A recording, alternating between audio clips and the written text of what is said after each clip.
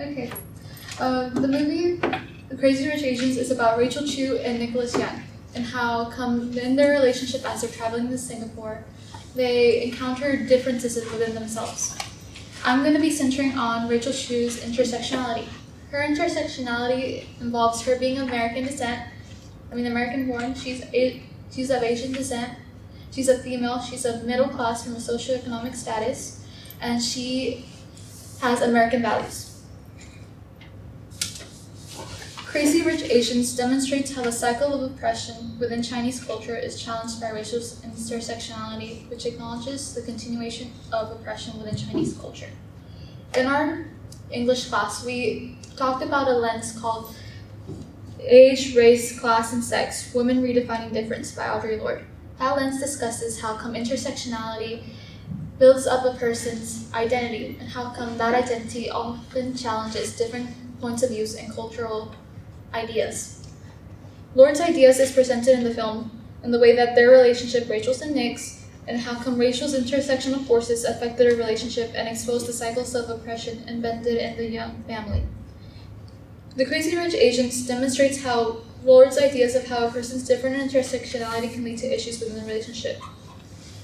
As they're traveling, Rachel has no idea of Nick's family. She has no idea what she's going into.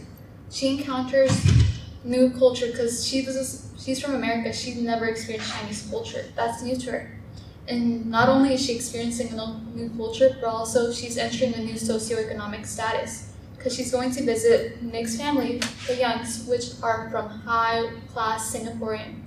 They live a really different lifestyle, really extravagant, and it's unfamiliar to her.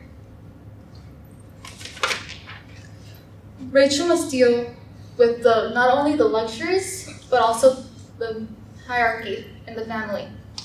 In the Young family, the young matriarchs are the ones in charge of everything. They are the ones who control the family, they make the decisions. The young matriarchs include Eleanor Young, Nick's mother, Ama, Nick's grandmother. Their ideologies are really traditional.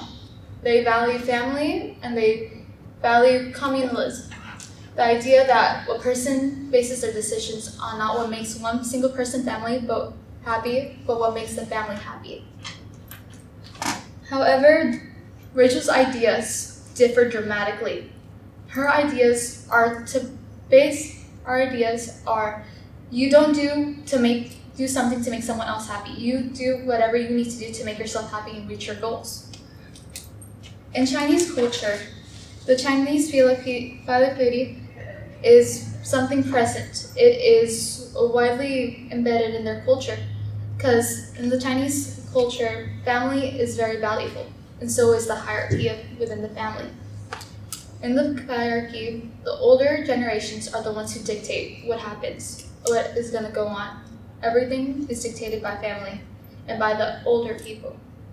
They dictate whether someone can be in a relationship, what their career is going to be, what their job is going to be. They dictate every single aspect within their life. The cycle of oppression is allowed to flourish because of it, because they pass on the ideas within whether a person actually decides to go for a job, whether they do not.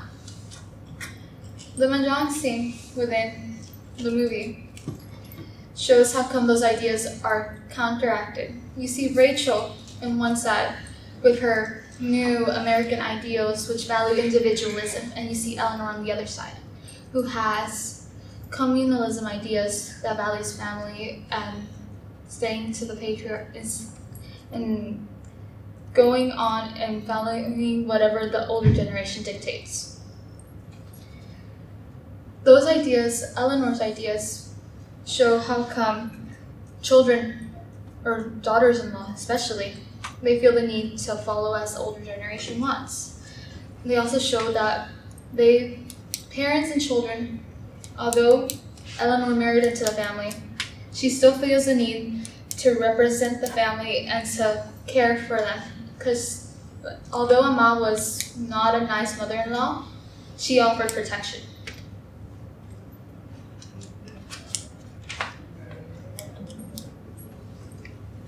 The film Crazy Rich Asians centers mostly on how come Rachel's discrimination is mostly from her socioeconomic status. It's not from her race, because she's Asian also, but it's the way she was raised and the values she was given through her mother. Rachel grew up in a single mother household. She was middle class. Her mother had to work for everything she needed. Rachel was forced to do the same.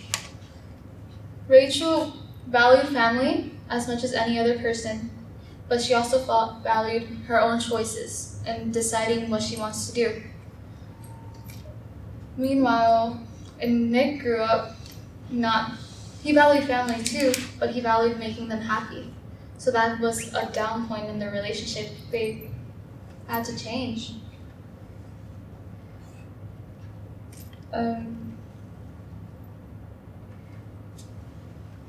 Nick not only represents that contradicting ideologies, but he represents a rebel within the young family. He shows that although communalism is widely embedded in their culture, there's room for change, and people start abandoning their ideas when they encounter new people. He is viewed as a rebel because he did not want to come back home. He's dating someone that his mother and his grandmother would not approve of because he loves them. He loves Rachel. He's assimilating into American ideologies, and he's willing to do whatever he needs to do for Rachel. Too often, we pour the energy needed for recognizing and exploring difference into pretending those differences are insurmountable barriers, and they do not exist at all.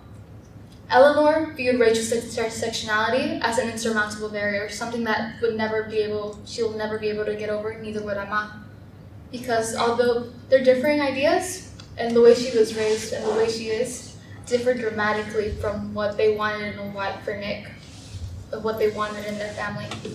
Often oppressors view those variables as something they can pick on and dictate and oppress those who are vulnerable.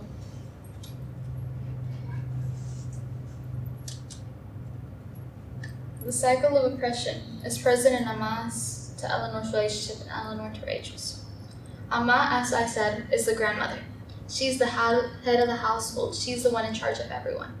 She's the one who dictates what happens and what's going to go on and who is to marry who and what is the family's next move. The family values not only keeping a high economic status, but making everything seem perfect. That's the idea. They have to have a perfect presence among society. Amma was cruel to Eleanor when she first married Nick's father. Amma always told her she was never enough for the family, and Eleanor believed it. Eleanor was sort of like Rachel. She had dreams, she had aspirations, she wanted to continue her education and get a job. She was studying at an elite college, but she gave it all up for love. Her giving it all up shows how come she was willing to change for the family. She let the family get to her. She let them dictate her dreams and stop her aspirations just for love, just to try to fit in.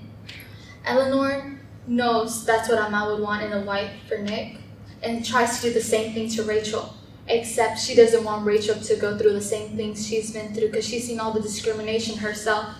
Even though she's giving discrimination to Rachel, she does not want Rachel to experience the same discrimination she experienced with Amma. Eleanor tells her, "You will never be enough for this family. You are not enough for Nick." Eleanor tries to instill in Rachel that fear for the hierarchy and the fear of being within the young family, so Rachel won't be interested anymore and will know to get out. However, Eleanor, although she seems villainous, she is not a villain.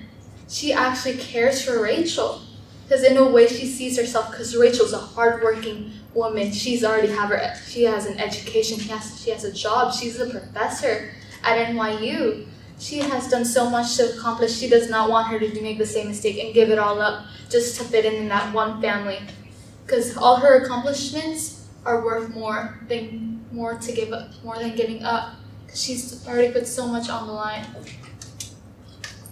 Like I've said, Eleanor sees herself in Rachel. she sees herself. She sees the girl Rachel is, the woman she is. She sees the strong will, the power. She sees something she wants to be. She sees Rachel and she sees herself.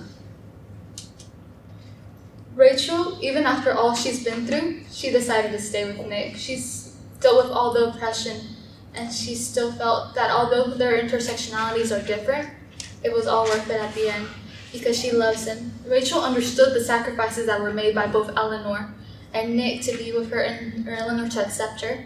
She knows the toxic cycle that was embedded in the Chinese culture, in the Chinese hierarchy, and Chinese filigree, but in the family's history, but decided it's all worth it because she loves Nick. That's it.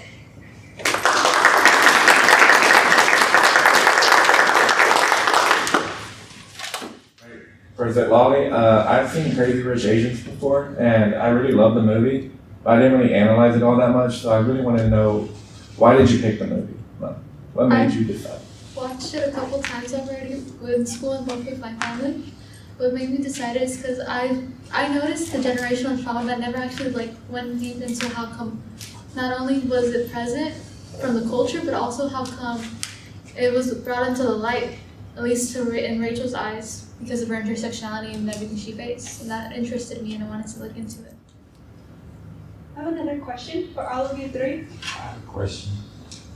I guess the first speaker, you talked about intersectionality, and I'm a little confused on that because at one point you're talking about like Rachel's intersectionality, but then again in the definition it says it's those factors that oppress people and deem them inferior. So is it, so for example, what are some factors of intersectionality and how does it go into creating a person's intersectionality? Okay. So intersectionality are all different types of factors. They can be your race, your gender, your age, your religion, your socioeconomic status, or even your sexuality or the way you identify yourself, or your past experiences too. They can be part of your intersectionality.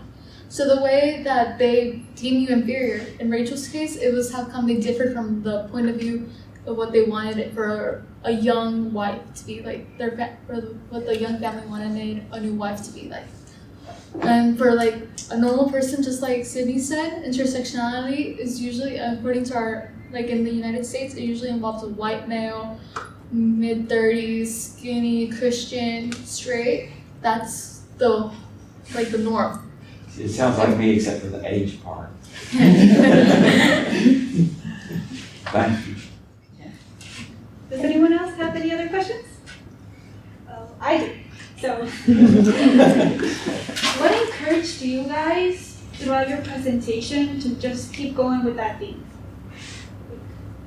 Anything in mind that really stood out to you? You really wanted to do this presentation for any reason? Well, it was kind of like Chad's question. My friends, like I said, the movie had such sweet moments where it showed that they're still kids. They deal with gangs and their parents, but at the end of the day, they just want to laugh. And that reminded me of the people I'm surrounded with, and I would think of them and how I want them to be able to make the grades they want to without having to struggle as more than they should. For me, it was a theme of generational trauma and also intersectionality, because in honesty, all of us, we can all apply that in some way or another, whether we know someone who understands generational trauma or whether we've been through it, because generational trauma is pretty present in everyone's life in one way or another, whether it's established by our mother or father or our grandparents or our religion also, because it's passed on. And I felt that it's something I could connect to because I know that my family, it's not really spoken, but you can see there's something there that's unsaid that's still affecting us. And from intersectionality, all of us have intersectional forces that make up who we are, whether it be our race, our age, or our identity or sexuality. For me, I took British Lit with Professor Serta, and in one of the projects, this was my topic, and it kind of just sparked my interest, like for learning about the oppression for women in England and how they continued to adapt to the changes, and then like just like the history behind how women like got where they were. Thank you very much for your response. Any other questions? I think that concludes our meeting. Very good.